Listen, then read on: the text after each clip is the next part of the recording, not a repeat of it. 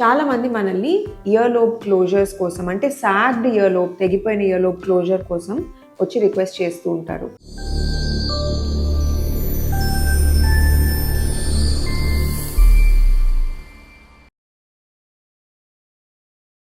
So ఈ year lobe క్లోజర్లో 2 techniques ఉంటాయి. ఒకటి ఏంటి అంటే inner part of the ear లోబ్ని మనము కొంచెం అబ్రేడ్ చేసి రా సర్ఫేసెస్ లీవ్ చేసినప్పుడు ఆ రా సర్ఫేసెస్ న్యాచురల్గా క్లోజ్ అయిపోతూ ఉంటుంది. దానికి మనం గమ్ అప్లికేషన్ ఇట్లాంటివి చేస్తూ ఉంటారు. చాలా మంది పేషెంట్స్ నాకు ఈ గమ్ అప్లికేషన్తో ఇయర్ క్లోజర్ చేయండి, స్టిచెస్ వేయకండి అని అడుగుతూ ఉంటారు. బట్ ఈ గమ్ అప్లికేషన్ క్లోజర్ అనేది మినిమల్ లెవెల్ టేర్స్, మినిమల్ అబ్నార్మాలిటీస్కి మాత్రమే చేయగలుగుతాము.